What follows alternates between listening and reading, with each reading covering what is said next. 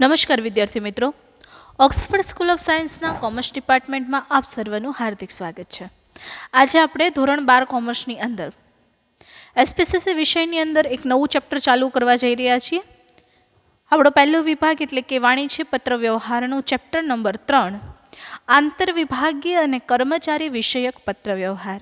હવે આના નામ ઉપરથી જ તમને ખ્યાલ આવી ગયો હશે કે આંતરવિભાગીય પત્ર વ્યવહાર કરવાના છે અને કર્મચારી વિષયના પત્ર વ્યવહાર કરવાના છે. આપણે જ્યારે કોઈ ધંધો લઈને બેઠા હોઈએ છીએ ત્યારે જ્યારે કર્મચારીનું એક વિશાળ જૂથ નિર્માણ પામતું હોય ત્યારે એને ઉદ્દેશીને જે કંઈ પત્રો લખવામાં આવે છે ને આપણે શું કહીએ છીએ? કર્મચારી વિષયક પત્ર વ્યવહાર. આપણે જાણીએ છીએ કે એકાંકી સ્વરૂપ અને ભાગીદારી સ્વરૂપની સાથે સાથે ધંધો છે વિશાળ ફલક ઉપર વિકસતો જાય છે. પહેલાં એવી કોઈ જરૂર નહોતી, કારણ કે એ વ્યક્તિ પોતે જ ખરીદી કરતો, પોતે સેલ્સમેનશીપ કરે, પોતે જ અકાઉન્ટ લખતો, પોતે જ એ બિલ આપે, પોતે જ પેકિંગ કરીને આપે. એકાંકી વેપારી હતો. ધંધાનું સ્વરૂપ વિકસ્યું, એને સાહસોના વધારો કરવો હતો, રિસ્ક ઓછું લેવું હતું, એટલા માટે એણે ભાગીદારી પેઢીનું નિર્માણ કર્યું. ભાગીદારી પેઢી જે છે એની અંદર આપણને ખબર છે કે માલિકી હકનો એટલો બધો હસ્તાંતરણ થઈ શકતું નથી. એમ કરતાં કરતાં મલ્ટીનેશનલ કંપનીઝ એટલે બહુરાષ્ટ્રીય કંપનીઓ અસ્તિત્વમાં આવી. સાથે મોટા કારખાના ફેક્ટરી સ્વરૂપ જે છે એ અસ્તિત્વમાં આવે છે.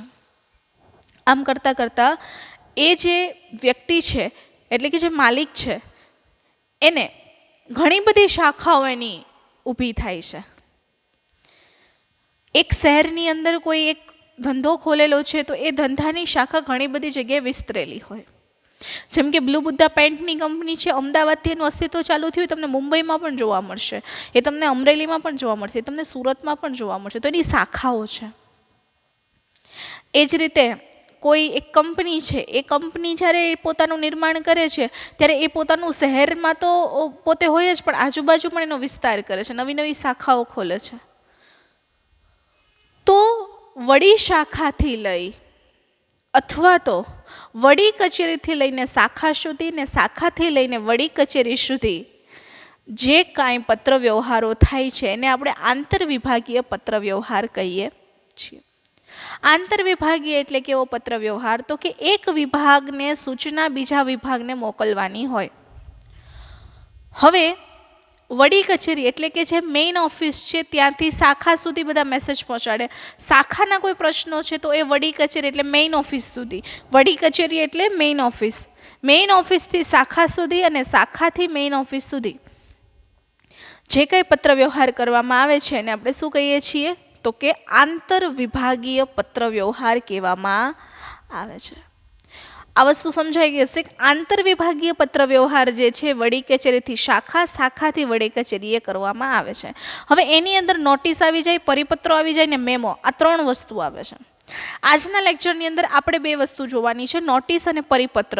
એ 2 શું છે અને એ બંને વચ્ચેનો મુખ્ય તફાવત શું છે, મેમો એના પછીના લેક્ચરની અંદર આપણે જોવાના છીએ. નોટિસ અને પરિપત્ર જોયા પછી નોટિસનું સ્વરૂપ કેવું હોય, પત્રનું સ્વરૂપ કેવું હોય, પરિપત્રનું સ્વરૂપ કેવું હોય એના વિશે આપણે માહિતી મેળવીશું. ત્યારબાદ વડી કચેરીથી શાખા અને શાખાથી વડી કચેરી સુધી પત્ર વ્યવહાર કરવાની જરૂરિયાત શા માટે ઉદ્ભવે છે? તો પહેલું છે કે માહિતીને લાંબા સમય સુધી જાળવી શકાય એટલા માટે વડી કચેરીથી શાખા ને શાખાથી વડી કચેરી સુધી પત્ર વ્યવહાર કરવામાં આવે છે. એટલે કે એક તો માહિતી જે છે એને ખૂબ લાંબા સમય સુધી તમારે સાચવવી, એનું ફાઇલિંગ કરવું, એનો સંગ્રહ કરવો હોય તો તમે એને કરી શકો છો. એટલા માટે એનો ઉપયોગ તમે ભવિષ્યમાં પણ કરી શકો, ફાઇલિંગ કરી શકો, એના માટે થઈને આ બધી માહિતી જે છે મોકલવામાં આવે છે.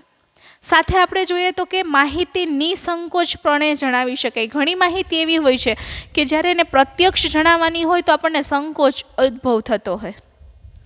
અત્યારે આપણે ખાસ કરીને જોઈએ તો કોરોનાના સમયગાળા દરમિયાન ઘણા બધા કર્મચારીને આપણે છૂટા કરવા પડે એવા હોય, તો એને સંકોચ થાય કે ભાઈ મારી આ જે કર્મચારીઓ છે આપણી મૂડી છે, આપણી મૂડીને આપણે કહેતા જીવ ન ચાલે એટલે એ નોટિસના સ્વરૂપમાં કહી દે કે ભાઈ આટલા કારીગરો છે એને છૂટા કરવામાં આવે છે. અથવા તો એનો પગાર આપણે કટ કરવાનો હોય, પગાર ધોરણ જો એનો નીચો કરવાનો હોય તો પણ એને આપણે જાણ કરતા સંકોચ અનુભવાય. તો જે માહિતીને તમે સ્પષ્ટ રીતે અથવા તો પ્રત્યક્ષ રીતે કહેતા સંકોચ અનુભવાતો હોય એ માહિતીને નોટિસ, પરિપત્ર કે મેમો દ્વારા જ્યારે કહેવામાં આવે છે ત્યારે અસરકારક કામગીરી બજાવે છે. સાથે આ દસ્તાવેજી પુરાવા છે, કારણ કે લેખિતમાં માહિતી અપાય છે. ધારો કે કોઈ નોટિસ આપી હોય ને કોઈ કર્મચારીને આપણે મૌખિક એમ કીધું હોય કે મેં તને આમ કીધું તું કરી નાખજે, તો એ કર્મચારી ક્યારેક એવું કહી શકે કે ભાઈ મને ભૂલાઈ ગયું હતું અથવા તમે મને કીધું જ નથી એમ. પરંતુ આ એક લેખિત દસ્તાવેજી પુરાવો છે કે તમે કઈ તારીખે ક્યારે એને કીધું છે એની માટે આ લેખિત દસ્તાવેજ જે છે એ દસ્તાવેજી પુરાવા તરીકે કામ આવે છે. આપણે એને કહી શકીએ કે અમે આ તારીખે તને પરિપત્ર મોકલેલો, આ તારીખે તને નોટિસ મોકલેલી, છતાં તે આ કામ કરેલું નથી. એટલે આ એક દસ્તાવેજી પુરાવો છે. સાથે જ લેખિતમાં જ્યારે એને માહિતી આપવામાં આવે છે ત્યારે કોઈ પણ કર્મચારી એની ફરજ પ્રત્યે સભાન બને છે. એની ફરજ પ્રત્યેને પોતાને એમ થાય છે કે નહીં, મારે આ કાર્ય જે છે મને લેખિત નોટિસ આપવામાં આવી હોય, મારે આ કરવું જોઈએ. કોઈ કારીગર એવો છે કે જે પોતાની ફરજ પ્રત્યે બેદરકારી દર્શાવે છે, પોતાની ફરજ પ્રત્યે ખૂબ જ નિષ્કાળજી લે છે, તો એને જ્યારે તમે નોટિસ ફાળવો છો ત્યારે એની ફરજ પ્રત્યે સભાન બને છે, કારણ કે એને લેખિતમાં આપવામાં આવી હોય છે. જ્યારે મૌખિક કીધેલું હોય તો એને વિસરાઈ જવાનો બીક રહે છે, પરંતુ લેખિત હોય એટલે વારંવાર એ વખતો વખત વાંચી શકે છે. સાથે જ આપણે જોઈએ તો કે ઓછું ખર્ચાળ છે અને વધુ અસરકારક છે. તો લેખિતમાં તમે એને માહિતી આપો એટલે કંઈ એટલો ખર્ચો નથી થતો, એક પેન અને કાગળનો ખર્ચો અથવા એને મોકલવાનો ખર્ચો હોય, પરંતુ અસરકારક વધારે છે. ખાસ આપણે એક બાબત જોઈ ગયા કે આંતરવિભાગીય પત્ર વ્યવહારે વડી કચેરીથી શાખા અને શાખાથી વડી કચેરી સુધી જે આંતરવિભાગીય પત્ર વ્યવહાર કરવામાં આવે છે. સાથે જ આપણે જોઈએ તો કે આ આંતરવિભાગીય પત્રની અંદર નોટિસ, પરિપત્ર અથવા મેમાના રૂપે પત્ર વ્યવહાર થતો જોવા મળે છે. જરૂરિયાતો તો કે એની જરૂરિયાતમાં માહિતી લાંબા સમય સુધી જાળવી શકાય છે, ફાઇલિંગ કરી ભવિષ્યમાં ઉપયોગ કરી શકાય છે, માહિતી નિસંકોચ જણાવી શકાય છે. દસ્તાવેજી પુરાવાઓ તરીકે લેખિતમાં આપવાથી ફરજ પ્રત્યે કર્મચારી છે સભાન બને છે, ઓછું ખર્ચાળ અને વધુ અસરકારક છે. વિદ્યાર્થી મિત્રો, ચલો તમારી નોટબુકની અંદર આ વસ્તુ તમારે લખવાની છે. અત્યારે ઉપર હેડિંગ મારો ચેપ્ટર નંબર 3 આંતરવિભાગીય અને કર્મચારી વિષયક પત્ર વ્યવહાર.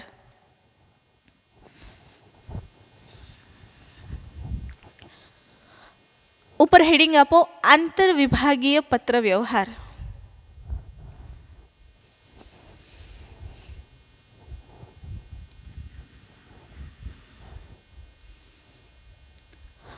હવે એનો અર્થ લખો. ધંધાનું સ્વરૂપ વિસ્તરવાથી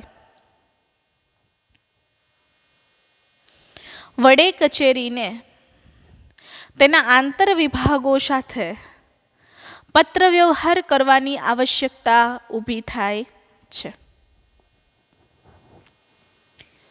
વડી કચેરીથી શાખા, શાખાથી વડી કચેરી સુધી જે માહિતીની આપ-લે માટે પત્ર વ્યવહાર કરવામાં આવે છે એને આંતરવિભાગીય પત્ર વ્યવહાર કહેવામાં આવે છે.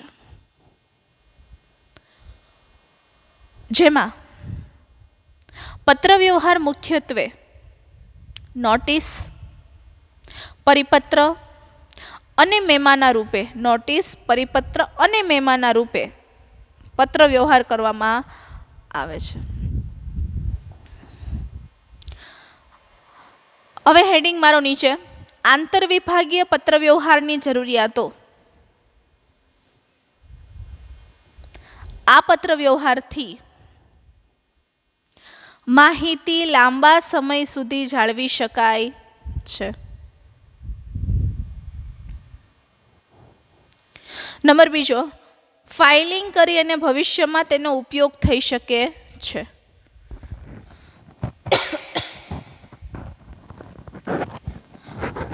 જે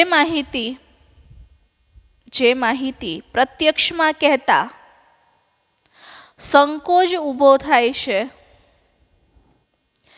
તે માહિતી પત્રો દ્વારા નિસંકોચ રીતે જણાવી શકાય છે. લેખિતમાં માહિતી હોવાથી ભવિષ્ય માટે દસ્તાવેજી પુરાવા તરીકે એનો ઉપયોગ થઈ શકે છે. ત્યારબાદ લખો, લેખિતમાં માહિતી આપવાથી ફરજ પ્રત્યે કર્મચારી સભાન બને છે.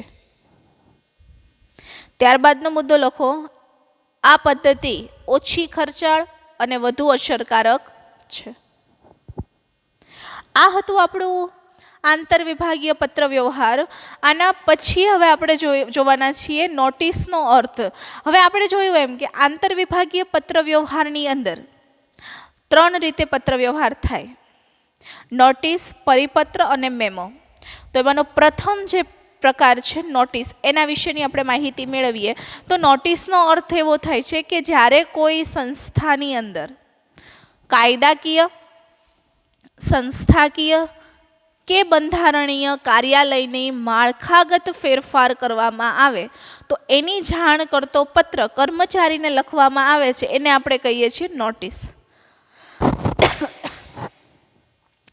કાયદાકીય રીતે કે કોઈ કાયદો બદલાણો છે, અથવા તો કોઈ સંસ્થાકીય ફેરફાર થયા છે, અથવા તો બંધારણીય ફેરફાર થયા છે, તો આ 3 ન હોય તો કાર્યાલયની માળખાગત સુવિધામાં કોઈ ફેરફાર થયા, માળખાગત બાબતમાં કોઈ ફેરફાર થયા.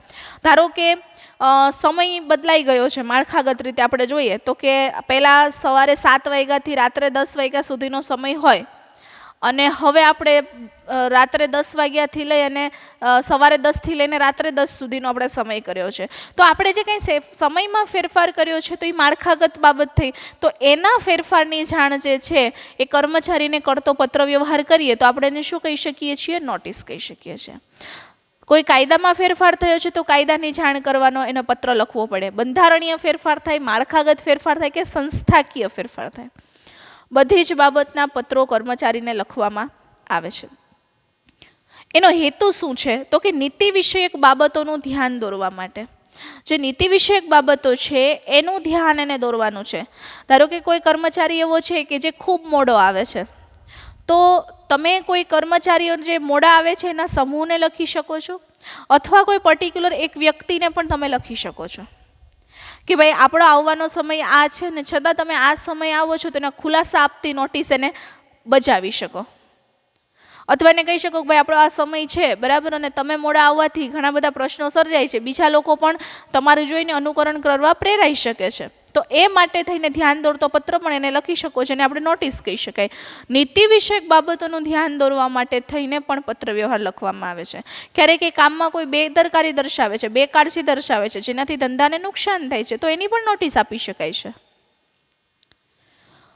કોરોનાની અંદર આપણે વાત કરીએ એમ કે COVID-19 જ્યારથી સ્ટાર્ટ થયું ત્યારે ઘણા બધા અધિકારીઓને નોટિસ આપીને છૂટા કરવામાં આવ્યા છે. ઘણા બધા અધિકારીઓ જે છે એના પગાર છે કટ કરવામાં આવ્યા છે. તો આ જે બધી બાબતોની નોટિસ છે એને આપવામાં આવે છે, અને નીતિ વિષયક બાબતો કહી શકાય. એટલે નીતિ વિષયક બાબતોનું ધ્યાન દોરવા માટે થઈને પણ નોટિસ લખવામાં આવે છે. ફેરફારની જાણ, કોઈ પણ પ્રકારનો ફેરફાર, સંસ્થાકીય ફેરફાર હોય, કાયદાકીય હોય, બંધારણીય હોય કે પછી કાર્યાલયની જે માળખાગત બાબતો છે એમાં ફેરફાર જે થયો હોય તો એની જાણ કરતો પત્ર. ધારો કે એનો સમયમાં ફેરફાર થાય છે, એના કોઈ કાયદામાં ફેરફાર થાય છે, કોઈ વિભાગ બંધ થાય છે, કોઈ નવો વિભાગ ચાલુ થાય છે, કોઈ નવી શાખા બને છે, તો આના વિશેના પત્રો પણ આંતર વિભાગીય રીતે નોટિસ દ્વારા એની જાણ કરવામાં આવે છે. એટલે કે એના ફેરફારોની જાણ પણ કરવામાં આવે છે. સાથે કર્મચારી નિયત ક્રમ, ચોક્કસ કાર્ય પદ્ધતિ મુજબ કામનો આદેશ પણ આપણે એને આપી શકીએ છીએ કે ભાઈ આ જે છે એ આટલા ક્રમની અંદર થવું જોઈએ, કે પહેલાં જે કાંઈ શોપિંગ થયું છે અથવા તો જે કાંઈ ખરીદીથી માલ આવેલો છે તો એ માલને પહેલાં એને ડિસ્ટ્રીબ્યુટ કરે, ભાઈ આ અલગ અલગ વિભાગની અંદર ડિસ્ટ્રીબ્યુટ કરવામાં આવે. એના પછી એનું મેન્યુફેક્ચરિંગ કરવામાં આવે. મેન્યુફેક્ચરિંગ કર્યા પછી એનું લેબલિંગ થાય. લેબલિંગ થયા પછી એનું પેકેજિંગ થાય. પેકેજિંગ પૂરું થાય એટલે પછી એનું પેકિંગ જે છે એ વ્યવસ્થિત કરવામાં આવે. એટલે કે જેના મોટા કાર્ટૂનની અંદર એને પેક કરવામાં આવે ને પછી એને ડિસ્ટ્રીબ્યુટ કરવામાં આવે. તો નિયત ક્રમ, આ એનો નિયત ક્રમ થયો કે પહેલાં જે વસ્તુ આવી છે ને ડિસેન્ડિંગ કરવી અથવા તો એનું ડિસ્ટ્રીબ્યુશન કરવું, ત્યાર પછી મેન્યુફેક્ચરિંગ કરવું, મેન્યુફેક્ચરિંગ પૂરું થાય એટલે એનું લેબલિંગ કરવું, લેબલિંગ પૂરું થાય એટલે એનું પેકેજિંગ કરવું, પેકેજિંગ પૂરું થયા પછી એના જે રીતે આ મોટા ઓલાની અંદર જે પેકિંગ કરવામાં આવે છે તો એને બલ્કની અંદર અથવા જથ્થાબંધ રીતે એનું પેકિંગ કરવું, અને આ એની આખી ચોક્કસ કાર્યપદ્ધતિ થઈ. તો કે નિયત ક્રમ મુજબ અને ચોક્કસ કાર્યપદ્ધતિ મુજબ કામનો આદેશ જે છે એ કર્મચારીને આપી શકાય છે. ત્યારબાદ કોણે કયું કામ કર્યું, ક્યારે કર્યું, કયા કાર્યક્ષેત્રમાં એને રહીને કરવાનું છે, આ બધું દર્શાવવા માટે થઈને પણ નોટિસ આપવામાં આવે છે. ઘણી વખત કોઈ એક કર્મચારી છે, એ કર્મચારી બીજા વિભાગમાં જઈને બેસતો હોય તો પણ કહી શકાય, તો પણ એને નોટિસ આપી શકાય ભાઈ તમારો વિભાગ આ છે એટલે મહેરબાની કરીને બીજા વિભાગની અંદર તમારે જવું નહીં અથવા દખલગીરી કરવી નહીં. તો કે કોણે કયું કામ ક્યારે અને કયા કાર્યક્ષેત્રમાં રહીને કરવાનું છે એની પણ નોટિસ આપવામાં આવે છે. ભાઈ તમારું કાર્યક્ષેત્ર પ્રોડક્શન હાઉસ પૂરતું જ છે એટલે પ્રોડક્શન હાઉસ મૂકી અને તમે સેલિંગ ડિપાર્ટમેન્ટમાં જઈ શકો નહીં, તમે ફિનાન્શિયલ ડિપાર્ટમેન્ટમાં જઈ શકો નહીં. તો આ બધી વસ્તુ છે એ દર્શાવવા માટે પણ એનું નોટિસ આપવામાં આવે છે. સાથે કામની પ્રગતિનો અહેવાલ કોને આપવાનો છે એની જાણ કરવા માટેનો પણ પત્ર છે. ધારો કે તમે કામ કરો છો તો કે એનો અહેવાલ કોને આપવાનો છે, તો અહેવાલ આપવા માટે કોણે અને ક્યારે આપવાનો છે, દર મહિને આપવાનો છે, દર 3 મહિને આપવાનો છે, કોને આપવાનો, મેનેજરને આપવાનો છે કે પછી આપણા શાખાના જે વડા છે એને આપવાનો છે.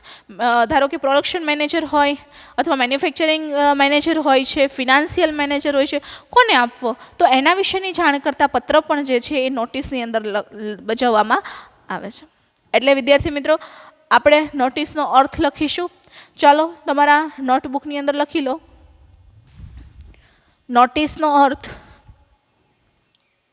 કાયદાકીય, સંસ્થાકીય, બંધારણીય, કાર્યાલયની માળખાગત સુવિધામાં થતો ફેરફાર એની જાણ કરતા પત્રને નોટિસ કહેવામાં આવે છે. એટલે કે આપણી સંસ્થામાં થતા કાયદાકીય, સંસ્થાકીય, બંધારણીય અને કાર્યાલયની માળખાગત જે કાંઈ સુવિધાઓમાં ફેરફાર થાય છે એનો કર્મચારીને જાણ કરતો પત્ર એટલે શું કહેવાય છે, નોટિસ કહેવામાં આવે છે. હવે લખો નોટિસના હેતુ. નોટિસના હેતુ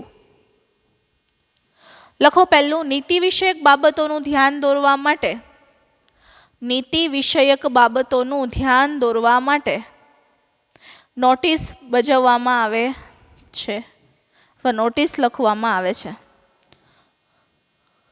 ત્યાર પછીનો બીજો મુદ્દો લખો.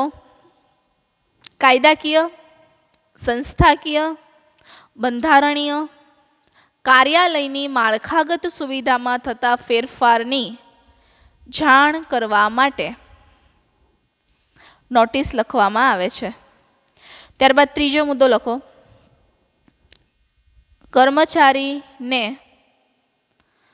કર્મચારીને નિયત ક્રમ અને ચોક્કસ કાર્યપદ્ધતિ મુજબ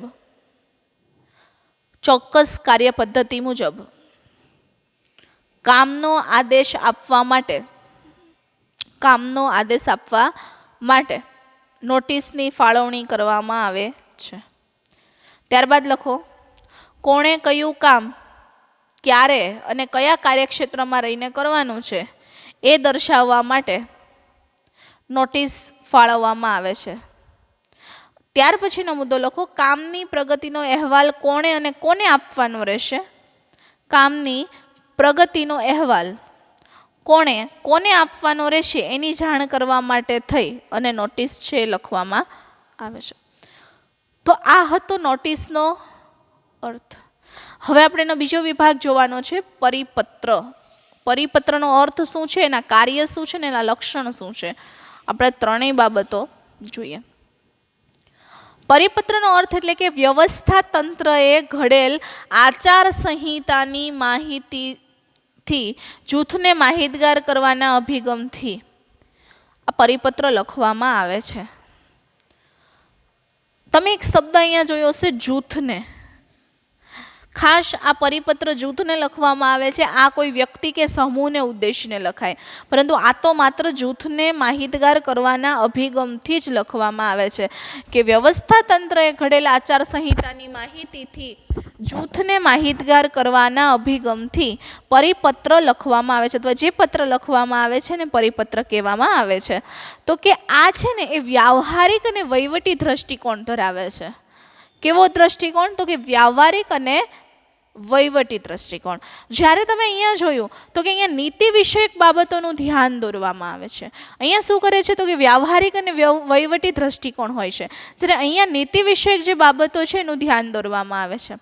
અહીંયા જોઈએ તો કે કાર્યક્ષેત્રનું માર્ગદર્શન આપવા માટે અત્યાર સુધી આપણે જોયું કે આચાર સંહિતાની માહિતી જૂથને આપવા માટે જે પત્ર લખાય છે ને આપણે કહીએ છીએ પરિપત્ર. જે વ્યવહારિક અને વહીવટી દ્રષ્ટિકોણ ધરાવે છે તેનું કાર્ય શું છે?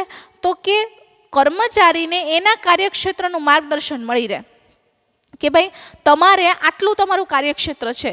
ધારો કે તમારે પ્રોડક્શન કરવાનું છે તો કે એની મશીનરી હેન્ડલિંગ કરવી, ઓપરેટ કરવી, સાથે એનો જે કંઈ તમારે જે વસ્તુઓ છે એનું ડિસ્ટ્રીબ્યુશન કરવું, તો એનો વેઇટ મેઝર કરવો, આ બધી વસ્તુ જે છે પ્રોડક્શનમાં આવે. તો કે એનું કાર્યક્ષેત્રનું માર્ગદર્શન એને મળી ગયું, ભાઈ તમારે આટલું જ તમારું કાર્યક્ષેત્ર છે, આનાથી વિશેષ તમારે કંઈ કરવાનું નથી. તો એના કાર્યક્ષેત્રના માર્ગદર્શન માટે પરિપત્ર બહાર પાડવામાં આવે છે. બીજું એ કે નિર્ણયોના અમલ અંગે કર્મચારીનું ધ્યાન દોરે. નક્કી કરેલું હોય કે ભાઈ તમારે આ સમયગાળા દરમિયાન તમારે આવી જવાનું છે, તો એને બધાને એમ કહી દે ભાઈ આપણા આ જે વહીવટી બાબત છે એની અંદર આનો આટલો સુધારો કરવામાં આવ્યો છે, જેની કર્મચારીએ દરેકે નોંધ લેવી. તો એ શું થયું? તો કે કર્મચારીનું ધ્યાન દોરે છે. એટલે કે નિર્ણયોના અમલ માટે એટલે એવી અપેક્ષા રાખે છે કે અમે જે નિર્ણયો કર્યા છે એનો એ અમલ કરે. નક્કી કરવામાં આવ્યું છે કે આટલું ટર્નઓવર આપણે કરવાનું જ છે, તો એ ટર્નઓવર સુધી જવા માટે થઈ અને કર્મચારીનું ધ્યાન દોરે કે ભાઈ આપણે આ વખતે આટલો ટાર્ગેટ રાખેલો છે, તો દરેકના સહકારની અપેક્ષા રાખવામાં આવે છે. તો એ પરિપત્ર જે છે એ કર્મચારીનું ધ્યાન દોરે છે. તો કે અમે જે નિર્ણય કર્યો છે અથવા તો જે એના માલિક છે માલિકે જે નિર્ણય કર્યો છે એનો અમલ કરવા માટે થઈ કર્મચારીનું ધ્યાન દોરે છે. ત્યાર પછી કે શું અપેક્ષિત છે એનું સ્પષ્ટીકરણ કરવામાં આવે છે. શું અપેક્ષિત છે, એની પાસેથી શું આપણે અપેક્ષા રાખીએ છીએ, એની શું ત્યાં ભૂમિકા છે, એની આપણે કેવી રીતે એની મદદ લઈ શકીએ એમ છીએ. તો કે આ બધી વસ્તુનું અંદર સ્પષ્ટીકરણ કરવામાં આવે છે કે આપણી પાસે અત્યારે કોરોનાનો સમય પૂરો થયો છે, કદાચ આપણે એવું કહી શકીએ ભાઈ કોરોનાનો સમય પૂરો થયો છે, લોકડાઉનની અંદર આપણી પાસે એટલું કામગીરી હતી નહીં. હવે અનલોક ધીરે ધીરે ચાલુ થયું છે અને સરકારે અંશતઃ એની અંદર થોડાક ફેરફારો કરેલા છે.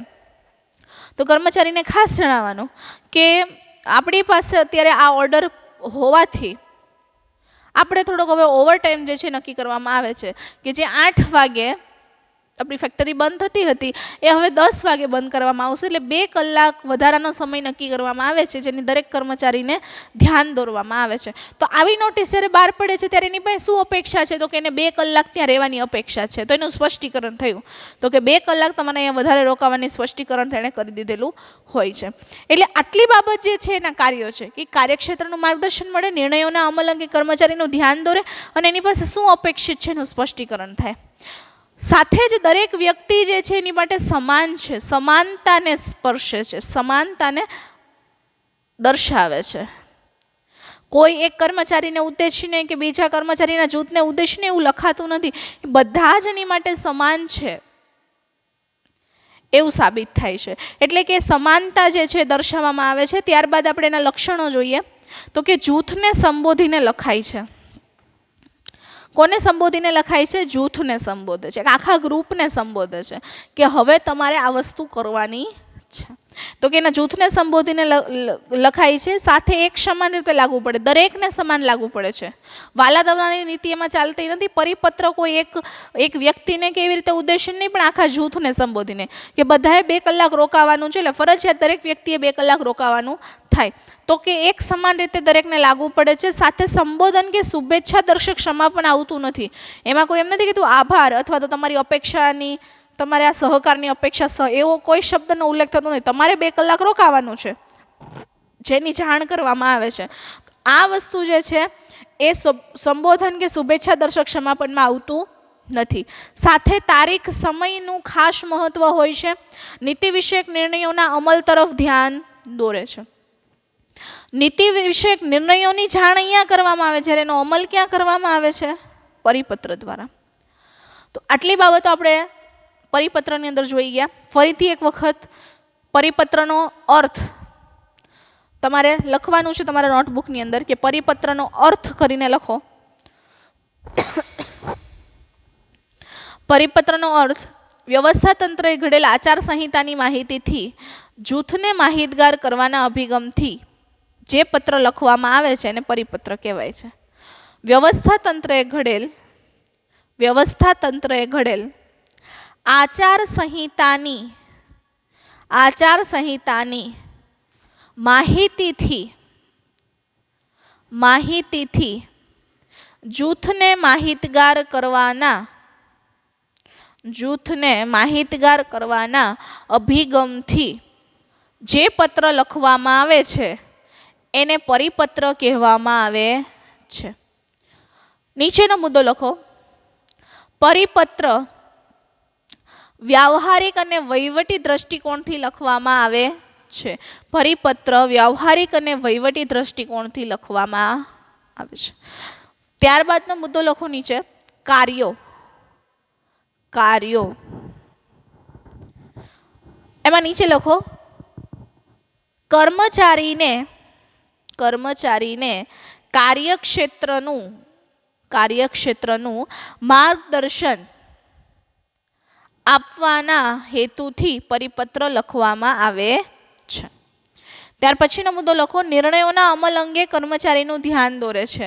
તો કે નિર્ણયોના અમલ અંગે કર્મચારીનું ધ્યાન દોરે છે. ત્યાર પછીનો મુદ્દો. શું અપેક્ષિત છે તેનું સ્પષ્ટીકરણ કરવા માટે પરિપત્ર લખવામાં આવે છે. પરિપત્ર સમાનતા બક્ષે છે.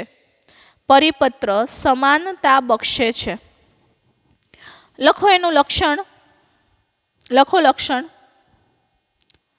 પરિપત્ર એ કોઈ વ્યક્તિને ઉદ્દેશીને લખાતો નથી. પરંતુ આખા જૂથને સંબોધીને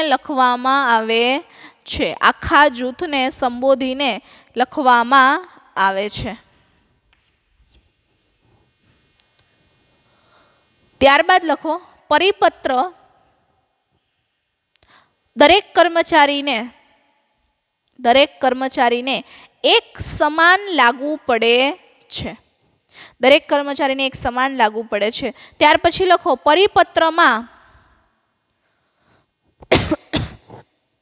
પરિપત્રમાં સંબોધન કે શુભેચ્છા દર્શક સમાપન આવતું નથી.